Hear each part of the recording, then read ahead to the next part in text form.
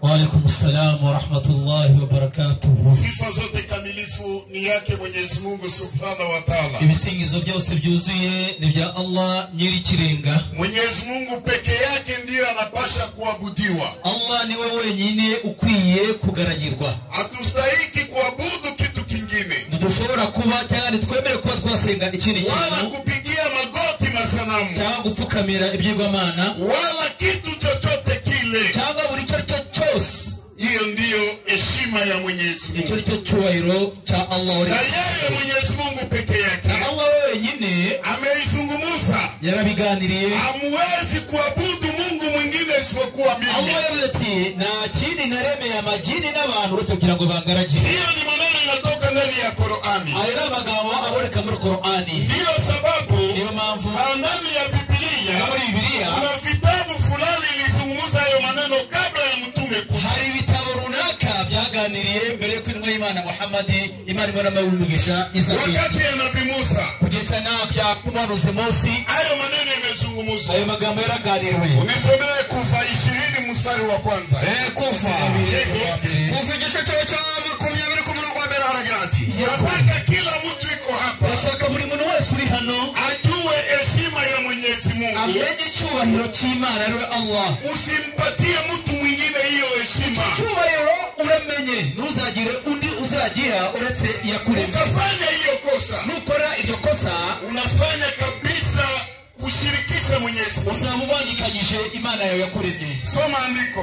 Kuva 20 umurongo wa mbere haragira ati Imana ivuga ya magambo yose iti Nduwiteka Imana yagukuye mu gihugu cya Egiputa mu nzu y'uburetwa. Ntukagire izindi mana mu maso yanjye. Ulikumva? Usikuwe na Mungu mwingine utabudu ku macho yangu. Ntuzigere ugira izindi mana mu maso yanjye ushaka kugaragara. Mungu ni moja. Imana ni imwe. Sio wawili. Ntabwo ari ebyiri. Sio watatu. Imana si eshatu. Atakwambia utatu takatifu. Uzakugira utatu mutagatifu. Mungu Baba, Imana Mwana, Mungu Mwana, Imana Mwana, Mungu Roho Mtakatifu. Imana Roho Mtakatifu. Hayo maneno, ayo magambo haimo ndani ya Biblia. Nta nubwo yasanga muri Biblia zose yaba negatifu cyangwa yera. Endelea andiko.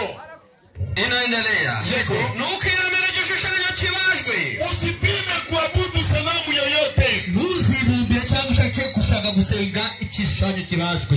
Cyangwa igisa n'ishusho yose iri hejuru mu ijuru. Endelea. Cyangwa hasi ku butaka. Yego. Cyangwa mu mazi y'epfo y'ubutaka. Yego. Ntukabyikubita imbere. Ntukabyikubita imbere. Yego. Ntukabikorere. Yego. Koko. Yego. Uwiteka Imana yawe. Yego. Ndi Imana ifuha.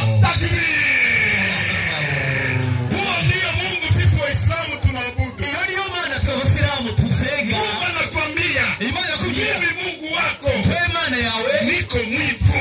Wewe ndafundi Imana ifuha. Hata mwanaume n'umugabo akapenda mke wake, iyo akoze umugore we anamsikilia wivu. usanga nawe amugiriye ishari, Anamuita majina meza, akajya amwita amagambo meza. Sheri wanjye, shu, hani we, Shushube, bitunguru, Bitayabu, bitunguru, bitoroti, yose amagambo meza. Amagambo yose yamubwira kabisa. Ukiona mwanaume mwingine, iyo ubonye undi mugabo anakuja pembeni ya ule mke, akajya kuri uwo mugore wawe ukamwita, anaanza kumuita hayo majina, akajya kumwita utugambo wamwise, unafuha, unavimba, ukabyimba, uninde, uhora ukora ku mudamu wawe. hivyo niyo Mungu iko. Uko mukorera ko Imana imeze, Ukaabudu Mungu ingine, iyo useze ikindi kitari iyo Mungu Mana, anakasirika, Imana irafuha, Mungu anatomboka, Imana ikarakara, sababu kubera yuko utukufu wake icyubahiro cye unampa mwingine. uba uri kugira undi utari we. Tuache ile ndugu zangu. Abanyarwanda tureke ibyo bintu byo kuba twarakaza Imana yacu, dusenge Imana imwe. Tukiabudu Mungu moja, Dusenge Imana imwe, kweli tutakuwa na umoja. tuzagira n'ubumwe. Imana Ndio leta ya Rwanda nabwo leta yacu yumva inatuomba tuwe na umoja, dusenge ngo tube bamwe, mpendane, dukundane, tuwe na umoja tube bamwe kama vile Mungu wetu ni moja, Imana yacu ari imwe. Adamu ni moja, Adamu Imana ni umwe, Perezida wa nchi ni moja. perezida w'igihugu ni umwe. Tupendane, Dukundane natwe tube bamwe. muhoberane, Niba dukundana duhoberane. muhoberane. Abagabo bagashaka ku bagore. Apana umugore gobera umugore. Umugabo udasa na hariya rwose. Ntabwo navuze ko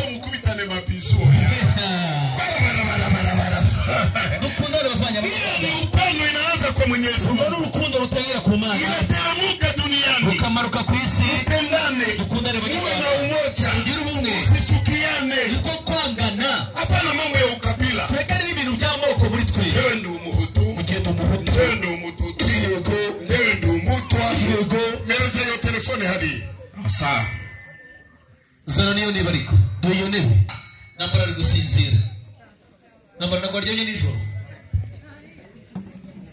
naenda kuuliza swali Ngiye kubaza ikibazo, wallahi mwenye ataweza na Imana ishobora byose ugisubiza. achukue Atorogore telefone iPhone yo magana 500 kabisa. muifate Usubiza ikibazo tuyigira atwara telefone. hii ni juu ya umoja Iri kubera ubumwe, watu wawe na umoja abantu bagira ubumwe hagati yabo. Rwanda ni moja U Rwanda ni rumwe. ulishasikia Rwanda nyingine iko fasi Mwari mwumva ikindi gihugu cyitwa u Rwanda ni hano wapi hehe ndani ya hii dunia kuri Messi. Rwanda ni U moja Rwanda ni rumwe, sio mbili ntabwo ari Rwanda ebyiri. tupende nchi yetu Dukunda igihugu cyacu, tupendane dukundane Wanyarwanda Abanyarwanda. mambo ya ukabila Ibintu by'amoko Tosha. tubishyire ku ruhande. sisi waislamu Twebwe Abayisilamu mambo ya ukabila ibintu by'amoko hatuna ntabwo tubigira. tunakamata tunaweka takbiri sisi ni umoja Twebwe ni ubumwe gusa. swali yangu ni Ikibazo cyawe ni kingine.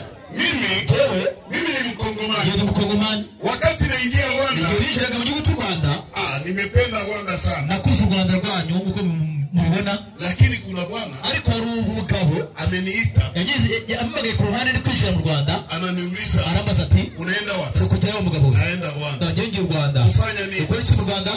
kuishi Ngiye kwiberayo. akasema hatasi Arambye witonde, pole pole genda gake. hapa kwetu Hano iwacu u Rwanda pako makabila tatu hari amoko atatu. pako Wahutu Hari Abahutu, pako Watusi hari Abatutsi, pako Batu hari n'Abatwa, hari ibyaro n'ibyaro. Ariko kenda gatanu nanizi ko uri kubizana muri 2025. kenda gatanu Icyenda na gatanu nyuma ya jenoside nyuma ya jenoside yakorewe Abatutsi.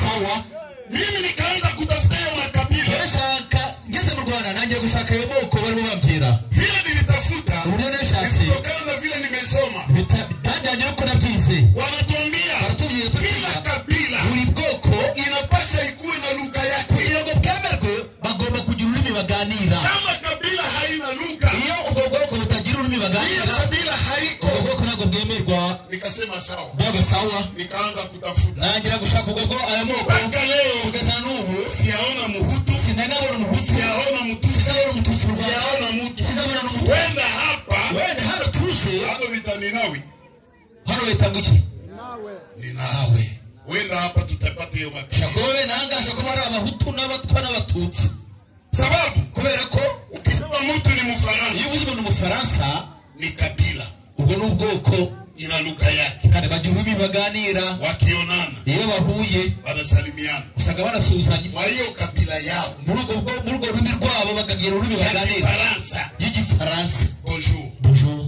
comment ça va ça va bien? comment t'appelles-tu Je m'appelle Issa. moi je m'appelle Seguin Oh bien, au revoir au revoir, bye bye. au ni Mfaransa Uri Umufaransa nibura na hii kabila kandi inatukana ubu bwoko burahari. mtu akasema ni Mwingereza Iyo bavuze ngo ndi Umwongereza, lazima Waingereza wawe na lugha yao ya Kiingereza Abongereza n'Abongereza bagira Icyongereza baganira byibuze. hiyo kabila Ubwo itakubalika bwoko nabwo buzemerwa. wakionana Iyo bahuye wanasalimiana barasuhuzanya. morning Morning, how are you I'm fine. what your name My name is Issa. my name is Seguin Oh, bye bye bye. Hibura hawa ni Waingereza abo n'Abongereza gatoda. Muganda akaja Umuganda namufashe hano unamuuliza ushaka kumubaza we Muganda wa Muganda we mimi nimekuleta cyakuzanye hano, atasema hivi azavuga ngo tuse wana twashe hano ubanyonyora kubasobanurira munyonyoke musobanukirwe ibinyonyoro ibisobanuro ibyanyonyorwa byasobanuwe n'abanyonyozi n'abasobanuzi abanyonyoka kugira ngo musobanukirwe abanyonyofu ibisobanuro. ibinyonyoko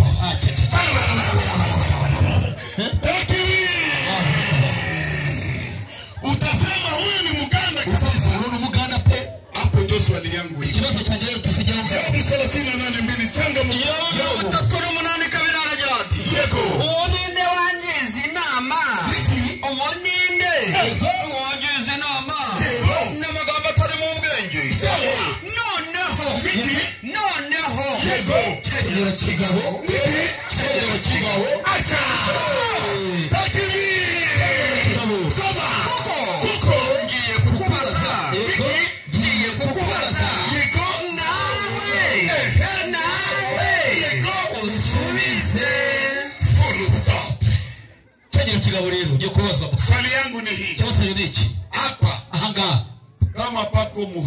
niba hari umuntu uyuva mu buhutu ama mutwa cyangwa yuva mu butwa ama mutusi cyangwa yuva mu bututsi acha naza hano hari imbere asalimie watu yote asuza abanyarwanda duteranire ahangaha jambo asuza ati ngo mwiriwe habari yenu babakuri yanyu murakomeye mu gihutu ariko mu gihutu ufate itene cyangwa mu gitwa cyangwa mu gitutsi nubivuga utware telefoni yu 500 shira hamwe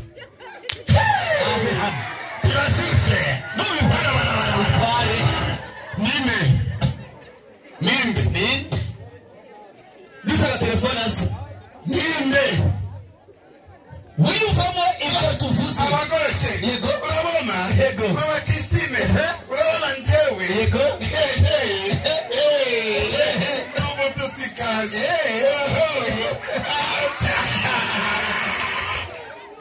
ngene hano uvuge mu kituti wabakura he ninde u Rwanda rugeze ninde haje hano ntago mubona mwarimu u Rwanda rufite rugeze bya bintu by'ikenda na kane byamaze kuvavamo kabisa abanyarwanda basobanutse ubu buri wese bati umunyarwanda ntabwo ntabwo afite iyo ndiyo Uislamu ubwo rero Uislamu rero si atende ba tera utujya kure arahari tamuna kwa hali wamkulahi arahari na uhari twese turabanyarwanda twese turabanya Rwanda dukundane abanyarwanda Wagalatia 5:15 Abagalatia 5:13 yego bene data niwe banyarwanda sawa mwahamagara umudendezo yego ariko umudendezo wanyari w'umutekano yego nimuzabugira urwitwazo rwo gukurikira ibya kamere yego ahubwo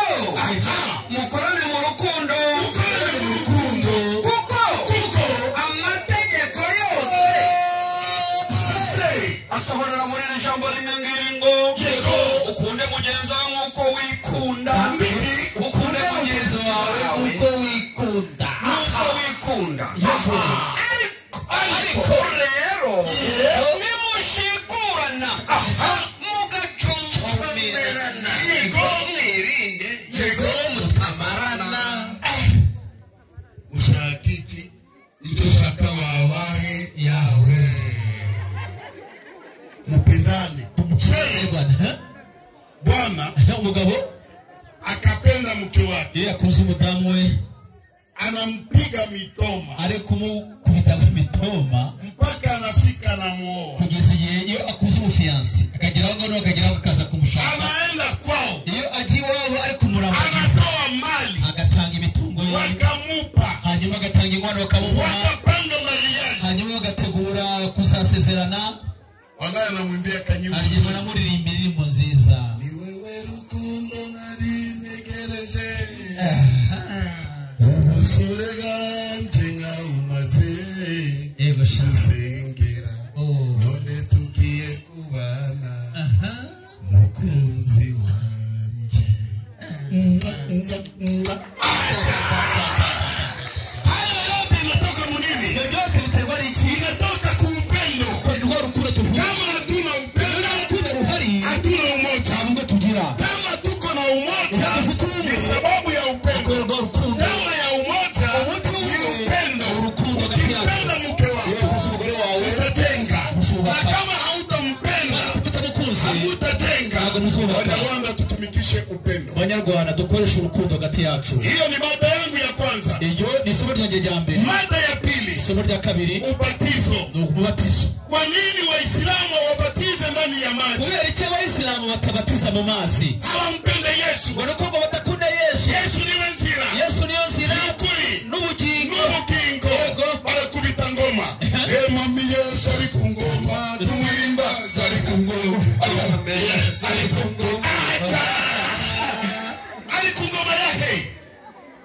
ari ku ngoma Yesu ari ku ngoma yiye ngoma reka tubaze Biblia ese koko ni Yesu ari ku ngoma Zaburi 93:1 changamuka Zaburi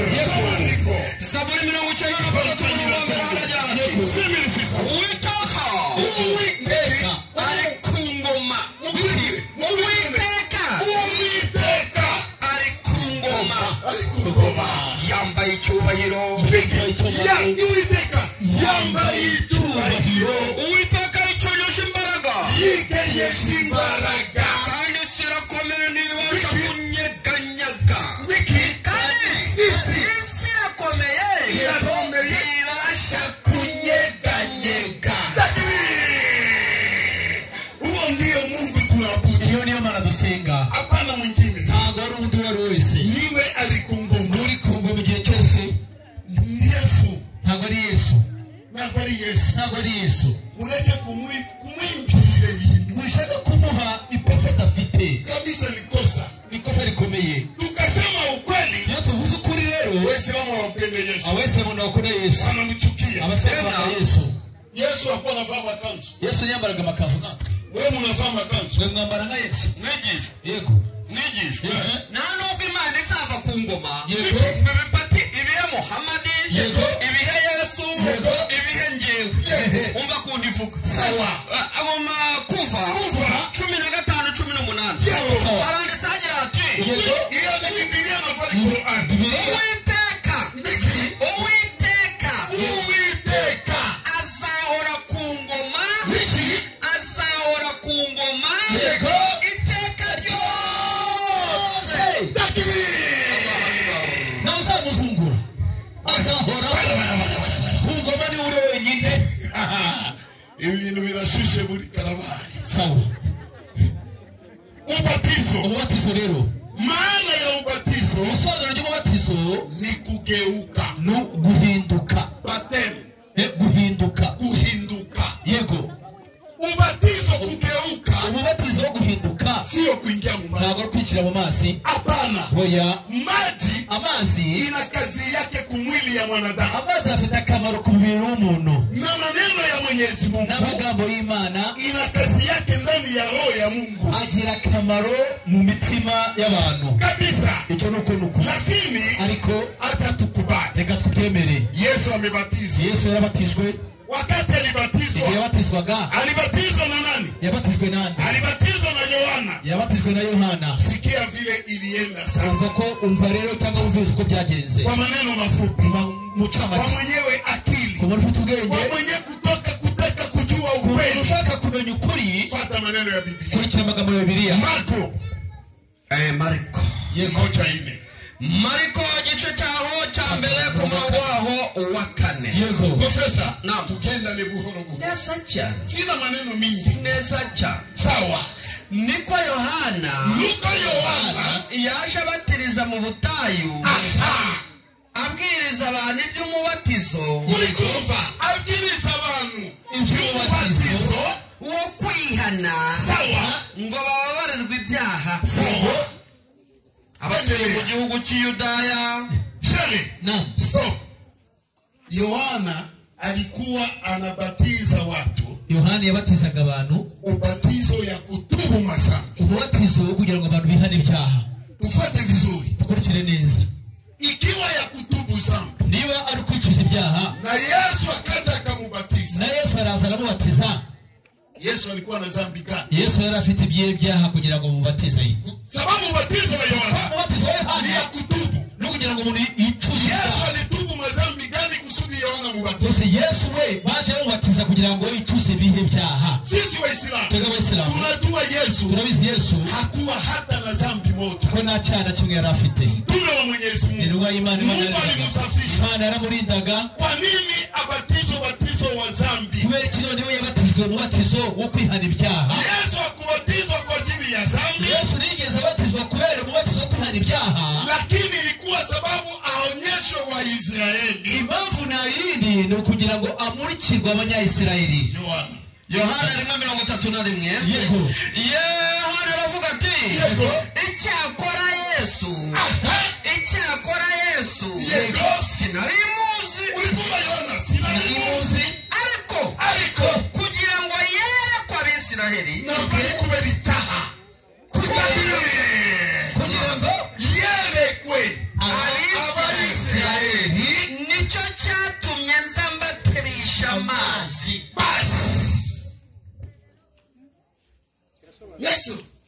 Yesu namumva ku mugongo, namumva ku kibuno, namumva ku kumutwe uramumva mu gituza uramumva ku birenge uramumva ku birenge ni bodaboda soma Mariko yego dusubira handi Mariko sari aho twari turi biwe kandi harakomeza ku murongo wa 5 hagira ati yego abatuye mu gihugu cy'Yudaya yego n'ab'i Yerusalemu bose yego barahaguruka baramusanga basanga Yohana mu Yorodani yego ababatiriza mu ruzi rwa Yorodani yego bavuga ibyaha bakoze uri kumva abagabo bavuze ibyaha bakoze ariko Yesu we ntabwo yaravuze ibyaha yakoze utandukanyiriza ibintu yari impamvu kugira ngo amurikirwe abanyesirayeli uri kumva yego Yohana yari yambaye umwambaro w'ingamiya yego abukenyeje umushumi ibyo kurya bye byarenze ijya n'ubuki bw'ubuhura yego yabwirizaga avuga ati amagambo ya Yohana yabwirizaga avuga ati undusha ubushobozi undusha ubushobozi azaza hanyuma yanjye abakristo bose muri hano urusha Yohana ubushobozi yari ninde Yesu yari Yesu bakristo Yesu Yohana undusha ubushobozi yego ntibikwiriye kunama ngo mupfundure udushumi tw'inkweto ze yego njyeweho Yohana aravuga njyeweho ndababatirisha amazi numva neza hariya mimi Yohana nawabatisha kwa maji ndababatirisha amazi yego ariko wowe uri kumikina kwa kiri hariya ariko wowe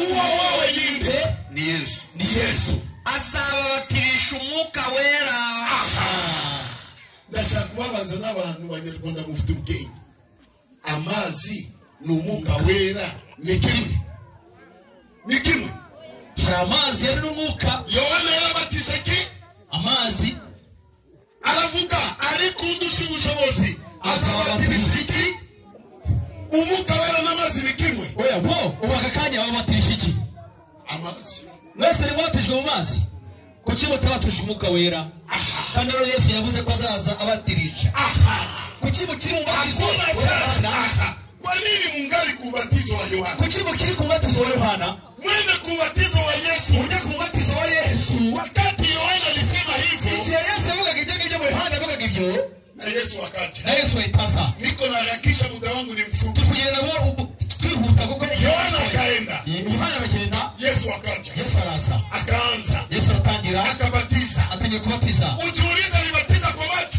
turibaza icyo gihe Yesu igihe yabatizaga hari umuntu n'umwe yabatije mu mazi mwenyewe iko na andiko umuntu ufite inyandiko mwenyewe Yesu aho Yesu alikamata mtu mmoja yafashe umuntu umwe gusa akambatiza kwa amubatiza mu mazi takupa 100,000 ndagwiyumbishana andiko mu Biblia inyandiko imwe muri Bibiliya Yesu afashe umuntu afashe umwana akamubatiza mu mazi akamushyira mu mazi andiko inyandiko imwe gusa 100,000 yumbishana ninde ndamwongeraho senkani bibe 150 wiki ndamwongeraho senkani bibe 150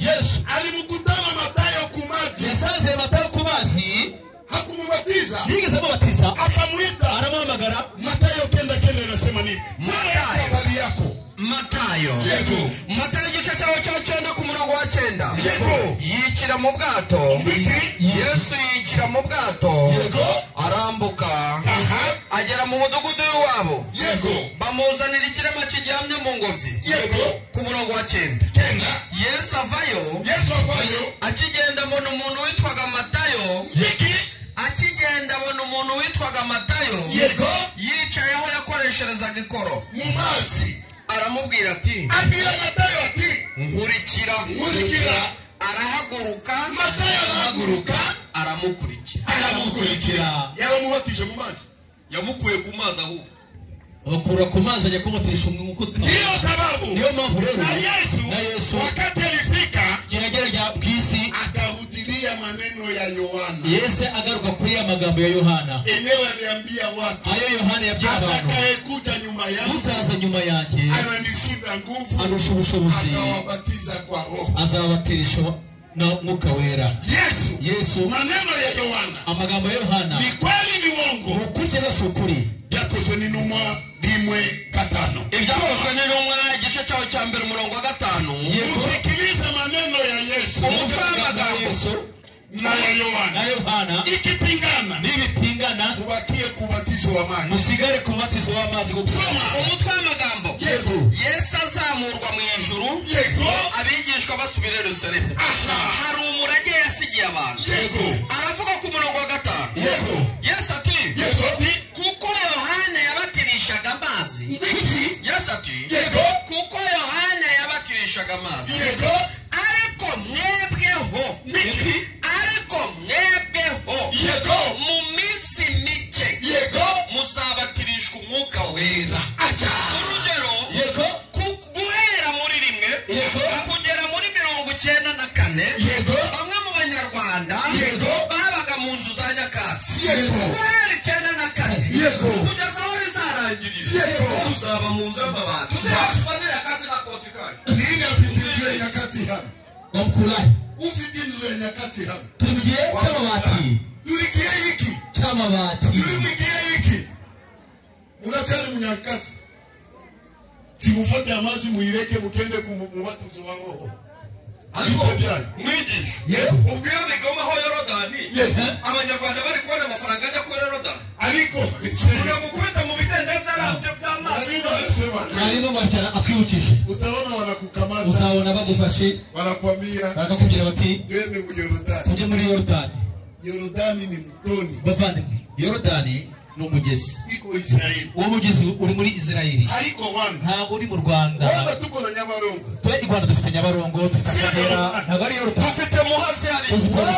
dufite muhazi usema bakubatize mu Yorodani kugira ngo ukote muri Yorodani ukamate passport ufate passport yawe ulipe visa wishyure visa wende Israeli hanyuma ufate indege ulipe ticket ndege ujye muri Israeli ndio ufike ku Yorodani ugera kuri Yorodani ndio bakubatize bari kubatiza kweli uliendaka kweli wize ujye koko utoneshe passport tweleke uburyo wagiye cyangwa waragiye mu mwuka wera yagiye mu mwuka acha nta n'umuntu wakwibeshya Yesu muri Yorodani ubu ukuntu harinzwe nta muntu wakwibeshya bagiye kudubikamo umuntu subutu banditseho ngo Yesu yarabirangije Yesu yaraje niko handitse muzajyayo nani mu bana mutembee muone mutembere watu walimuuliza Yesu wanaje Yesu sasa Yohana nusiko Yohana alikuwa anatubatiza kwa maji yagiye tubatiza mu mazi wewe na Yohana munatukatia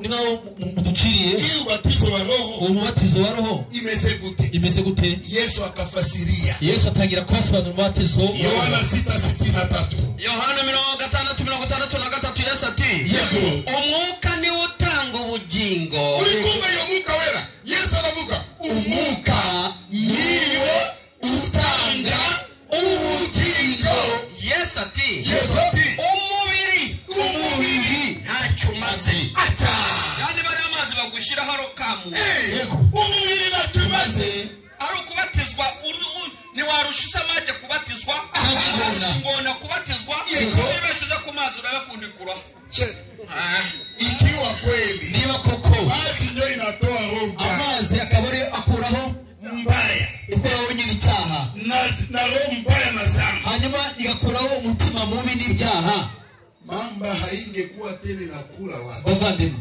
ingona ntawe yagakwiye kuba igifata abantu igihe bagiye kwambuka umugezi maji ingekuwa inasafisha uko amazi yakuba yarayitunganyije wa mutima wo gufata abantu uko mu mazi wende leo kumaji yako agakanya ku mazi utana mama uhure n'ingona uone bila uri by'ingona gukorera tena iko na ladha kumaji soma Marko dusubire handi Marko sasa aho twari turi niwe kazi harakomeza ku murongo wa 5 hagira ati abatuye mu gihugu cy'Yudaya n'ab'i Yerusalemu bose barahaguruka baramusanga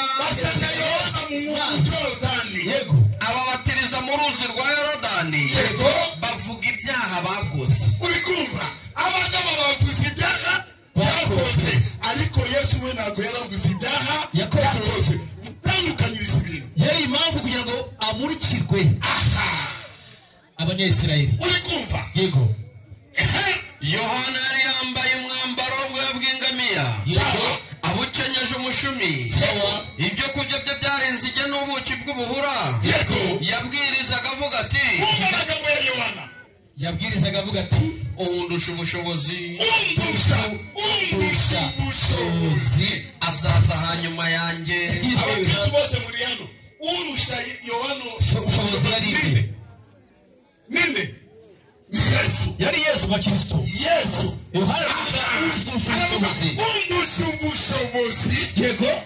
Ntibikwiriye kunama ngo mupfundure udushumi tw'inkweto ze. Yego. Njyeweho, Yohana aravuga, njyeweho ndababatirisha amazi. Akumva neza hariya. Mimi Yohana nawabatisha kwa maji. ndabatirisha amazi. Yego. Ariko wowe Uri kumvikira kwa kiri hariya. Ariko wowe ninde? ni Yesu. Ni Yesu. Azababatirisha umwuka wera. Ndashaka kubabaza n'abantu banyarwanda mufite ubwenge. Amazi ni umwuka wera ni kimwe? Ni kimwe? Hari amazi yari n'umwuka. Yohana yarabatije ki? Amazi. Aravuga ariko undusha ubushobozi azabatirisha iki? Umwuka wera n'amazi ni kimwe? Oya bo, ubu aka kanya babatirisha iki? Amazi. Mwese ni mwabatijwe mu mazi. Kuki mutabatisha umwuka wera? Kandi rero Yesu yavuze ko azaza abatirisha. Kuki mukiri mu batizo wa Yohana? Kwa nini mungali kubatizo wa Yohana? Kuki mukiri ku batizo wa Yohana? Mwende kubatizo wa Yesu. Mujye ku batizo wa Yesu. Wakati Yohana alisema hivyo, Igihe Yesu yavugaga ibyo ngibyo, Yohana yavugaga ibyo, na Yesu akaja. na Yesu ahitaza. Niko naharakisha, muda wangu ni mfupi. Tukugenda twihuta kuko Yohana akaenda, Yohana aragenda, Yesu akaja. Yesu araza. Akaanza, Yesu aratangira, akabatiza. atangiye kubatiza. Ujiuliza alibatiza kwa maji? Turibaza icyo gihe Yesu igihe yabatizaga hari umuntu n'umwe yabatije mu mazi. Mwenyewe iko na andiko. Umuntu ufite inyandiko. Mwenyewe Yesu. Aho Yesu Alikamata mtu mmoja. yafashe umuntu umwe gusa. Akambatiza kwa maji. Amubatiza mu mazi. Takupa laki moja. Ndagwiyumbishana. Andiko mubiri. Inyandiko imwe muri Bibiliya. Yesu afashe umuntu. Afashe umuntu. Akamubatiza mu mazi. Akamushyira mu mazi. Andiko. Inyandiko imwe gusa. Sami. Iyumbishana. Ninde? Ndamwongeraho senkani bibe 150. Wiki. Ndamwongeraho senkani bibe 150. Mama. Uraho ibyaha. Haiwezekani. Kazi ya maji ni nini? Akazi k'amazi nako. Waebrania 10:22. Abaheburayo. Yego. Abaheburayo 10:22. Sikia kazi ya maji. Twegere. Dufite imitima y'ukuri. Kurikirana neza. Dufite imitima y'ukuri. Twizera rwose tudashidikanya. Yego. Imitima yacu iminjiriwe kugurwamo kwimenyaho ibibi. Yego. N'imibiri yacu. N'imibiri yacu. Yego. Yuhagijwe amazi meza. Nabari Tagare biriya byo kuvuga. Inandara Yesu anayendele. Yohana 6:6. Yego. Yesu akomeza avuga ati, Yego. amagambo mbabwiye. Umva mubatizo wa Yesu. Amagambo mbabwiye. Cyangwa amagambo mbabwiye. Yego. Niyo mwuka. Kandi. Yego. Nibwo bugingo. Basi. Amagambo ya Yesu ni yari umwuka, ni nayo ari ubugingo. Amagambo mbabwiye. Yego. niyo mwuka kandi niyo bugingo. Ayo magambo ifite ubugingo n'ayahe? Yohana 17:3. Yohana 17:3. Yohana 17:3. Ndiyo tunatumikisha watu. Ni nasi Waislamu dukoreshe tubatiza abantu. Kuabudu Mungu mmoja. Senga Imana imwe. Ukakubali. Ukemera. Yesu. Nuwo Yesu Imana yatumye ku isi. Na Muhammad waje wa Yesu. Mitume wa Mwenyezi Mungu. Basi wa Imana. Cyo kubatishwe. Hiyo ndio ubatizo. Usikie kama inaachana na Yesu. Ibyo nabyo Yesu kwete kabisa. Yohana 17:3. Yesu ati, Yego. ubu nibwo bugingo buhoraho. Yesu yavuze ubu ni bugingo buhoraho. Ko bakumenya ko Kumenya ko ari we Mana y'ukuri yonyine yego bakamenya yego n'uwo watumye yego ari we Yesu Kristo.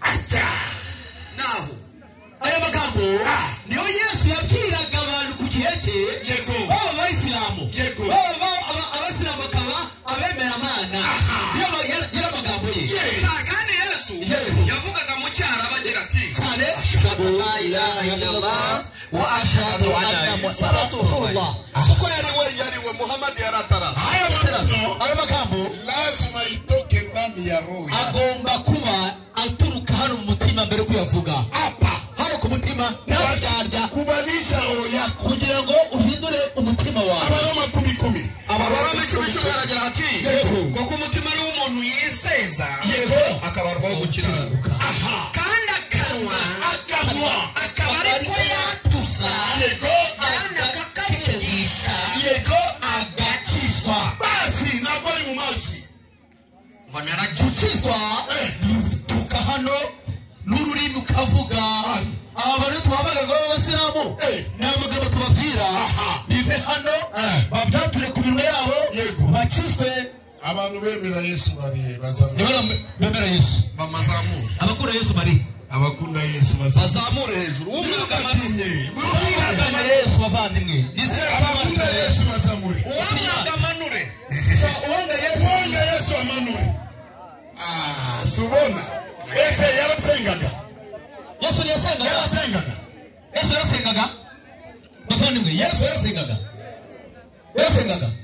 hajye uzango hamenyereze uburyo Yesu yasengaga hano umwe yaba umugabo cyangwa umugore twigishe abese mwebwe musenga nabi dore ko Yesu yasengaga nuko nguko yego bagahena ubwo batuvuga abasilamu bari basenga bahera no bakaya tubaze gusenga igihe twari tubama ariko ntibavuga guhena no guhenura bavuga kunama kandi bakabiririmba urabona sheke babiririmba mu ndirimbo ngo sengana nawe zadutererana ntabwo uzaguterana usenga kabisa iyo mana usenga uzayisenga ute cyane wigeze ubona Yesu Mariko 14:32 urebe hano mwese uko Yesu yasengaga kisha hanyuma ujiulize na wibaze wanani wanasali ni bande basenga gutya n'abakristo cyangwa n'abasilamu kabisa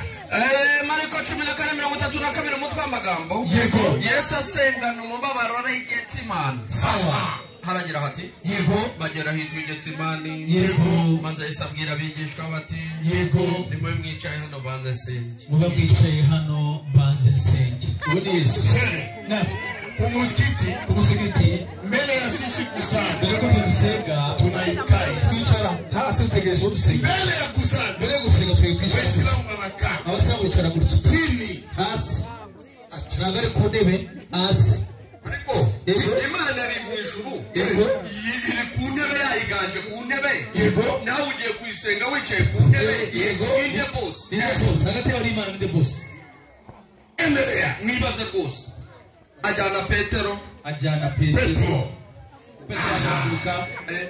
na Yakobo mwese mwabu na Yohana uwo ni Yesu nyakumirwa no guhagarika umutima cyane arababwira ati umutima wawe usagarinda kenshi kajya kunyica mugume hano mube maso ulikuwa Yesu mugume hano mube maso igihe cyo gusenga abandi bakababwira igihe cyo gusenga muhumirize dusenge iyo ni inyigisho yanyu abapasiteri b'abavandimwe iyo bagiye gusenga bemwe mu barokore muhumirize dusenge kwako Yesu nawe mube maso kandi noneho barangiza Yesu aranyanga abasilamu iyo tusenga ngo tuba turi kuzimu noneho humiriza urebe kubona amata ureke ikuzimu urebe ikuzimu urebe wawe hari batagaragara baratubeshyira rwose Yesu yigira imbere ho hato Yesu yigira imbere ho hato hagarara nadhani kila mtu alikuwa ngira ngo buri wese ari hano wakati tumesali igihe turimo dusenga mnaona huyu shehe urabona uno shehe alituacha nyuma yasize abantu inyuma ye akaenda mbele ajya imbere kujya gusengesha ndani ya Uislamu muri Islamu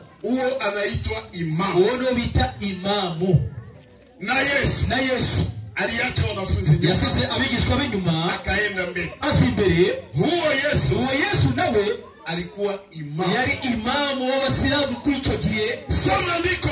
Yesu yigira imbere hato. Yesu yubama hasi arasenga. wiki yubama hasi yego arasenga.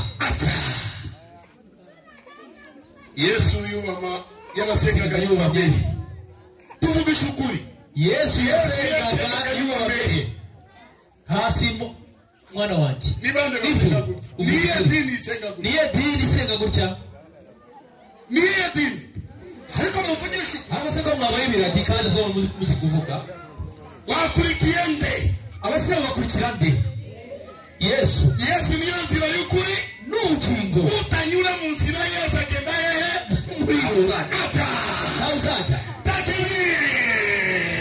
Mbitatu waraka wa Yohana. Urwa mbere rwa Yohana igice cya kabiri umurongo wa 3 aragira ati Sawa.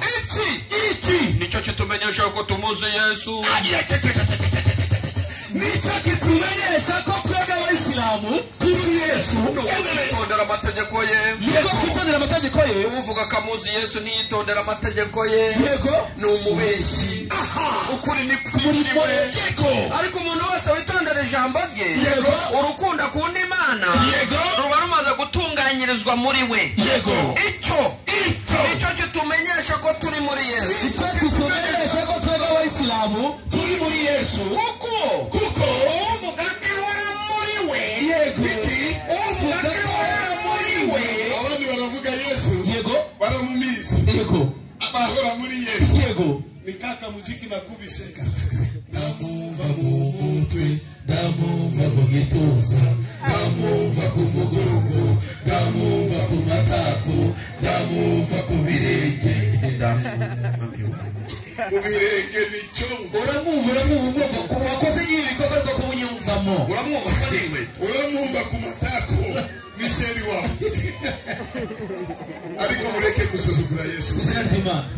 Endelea. harakomeza agira ati uvuga ko ari muri we nawe akwiriye kugenda nk'uko yagendaga. Kandi barakwita kamiziki. yego Turashaka kugenda nk'uko yagendaga.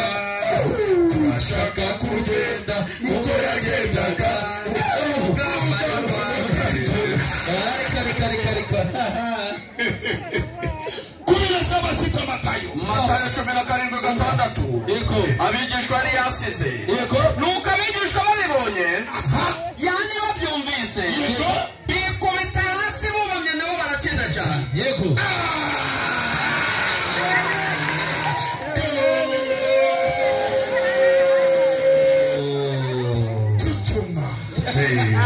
Chuchuma. Chuchuma babe. aragira ati abigishwa babibonye yani babyumvise Abigisha ba Yesu babyumvise nabo bikubita hasi bubamye baratinya cyane. 12. Yesu yarasengaga yubame.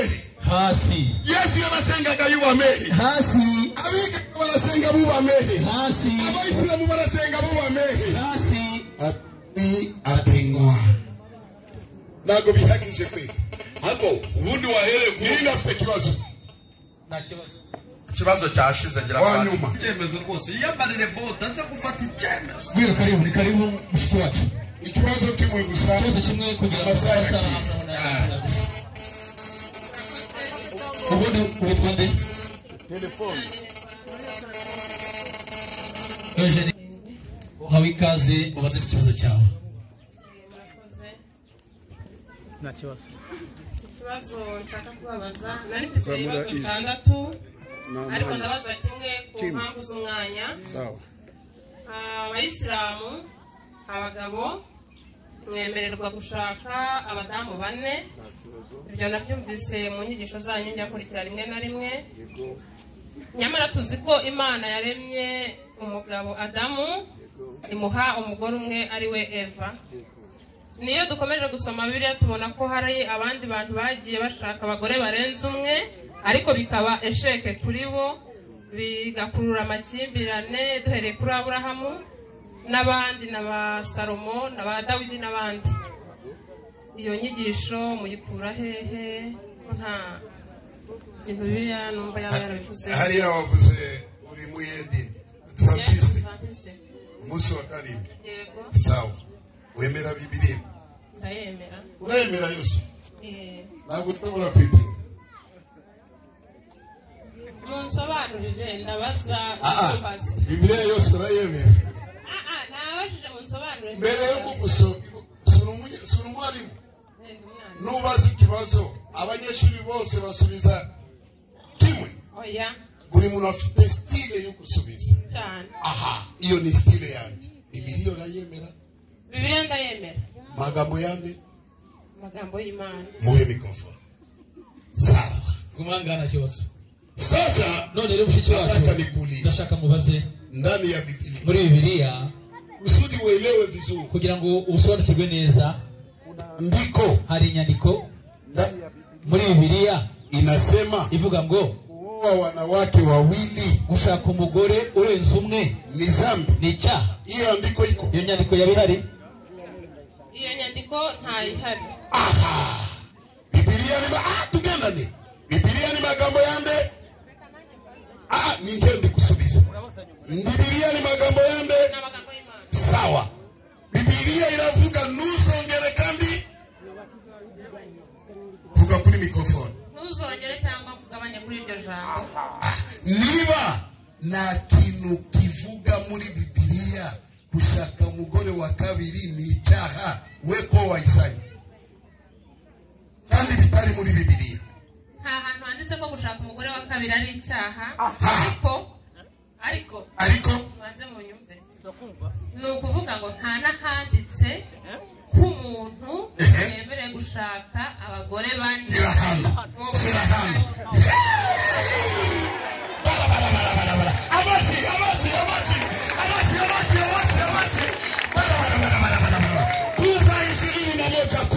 Mbere yaho reka tubanza tubaze Imana. Yego. Tubaze Imana. Yego. Imana wowe wadutegetse. Yego. By'abagore gute tujye mu kuva.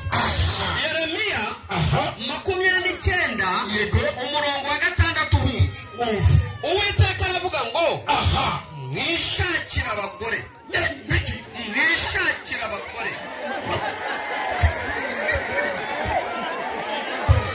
Haragira hati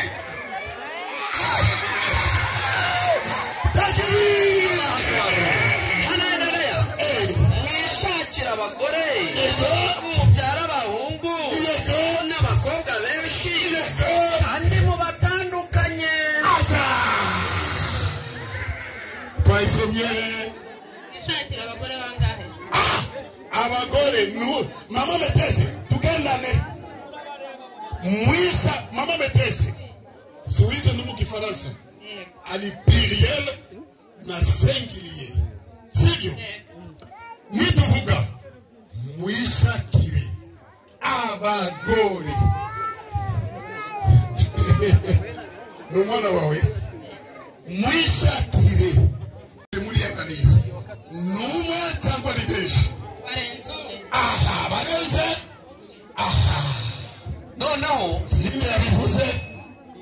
noneho urugero tumuha ni urwo wavuye mu Isiraheli ariyo Yesu yavuyemo, ariyo witwa Yakobo. Yari afite abagore bane. Yari afite Leya, afite Rasheli, afite Zirupa, afite Biruha. Itangiriro 29 umurongo wa 1 uzasoma abagore bane. Banze mbaze. Urumva nibo bane. Aho kuri Yakobo muri gahunda ye ntabwo yari gushaka abagore uko inyandiko ibivuga. Agiye gushaka umugore kumukwa imirimo niko babikoraga. Se ukora mutura mu utari we. Amuhaye utari we atakunze niko guhita agira ate avuga ati ntacyo bw'umumpaye reka ngorere n'undi. Ni sawa. Abaye babiri abo bandi bagiye uvuga nabaje ababo bagore. Mama beteze. Ningukunda uri inzobe ngashaka gikara ari icyaha. Yariganijwe ntabwo twagendera ku buriganya. Reka tujye kuva. reka tujya soma kuva umutwe w'amagambo kuva 21 umutwe w'amagambo yego andi mategeko y'Imana uri kumva haragira hati andi mategeko sheri kabla ya kusoma mbere ko tusomera wakati ya Adamu icyo cya Adamu na Eva masheria ilikuwa haijateremka amategeko yarataramanuka ilikuwa mwanzo ya kuumba hari itangiriro ryo kuremwa kuanzisha dunia Imana itangije isi Mungu angeleta masheria wakati watu hawajakuwa Imana yari kuzana amategeko mu gihe kinapanuka isi yageraga yongera abantu biyongera zile sheria ilikuwa nako amategeko yagendaga azayimana soma haragira hati yego namuharika ijambo guhagarika bisobanura iki umugore wa kabiri cyangwa wa gatatu ntagabanye ibyo kurya bye yego n'imyambaro ye yego ntamwicira igihe yego byo kuryamana yego natamukorera ibyo ari bitatu azagenda adakorana soma Biblia na gatatu uribaza turabaza babandi urajya kurongora umugore n'uwa mbere yakunaniye ku biryo ntabyo umuha no mu bigero byo kujyamanura bipa uwa kabiri umushakaye bamumarira iki n'uwa mbere yakunaniye agomba kujya kuganira wenyine kabisa agomba kujyayo umugabo ushoboye niba yishakiye undi mugore niba yishakiye undi mugore ntacyo azagera ku byago wa mbere hari ibiryo harimo imyambaro hari n'ibihe byo kuryamana kuri ibyo by'abagore hari ikibazo nshaka kubabaza kijyanye nabyo ahari wenda simwe nakakibajije ariko nimwe mbonye ni inyigisho nakuye ku mushehe wanyu aho yavuze ngo mu muriro abagore nibo bazaba ari benshi ni kweli namwe murabyemera turabyemera kubera iki uzi impamvu mama metesi nawe ukunda kwinjira mu social media sawa abantu bambara nabi ku isi y'Imana ni bane arambara kaminyi arapasura ari mu rusengero aravuga akagaruka arazamuka kamini karazamuka abagabo bavuga amena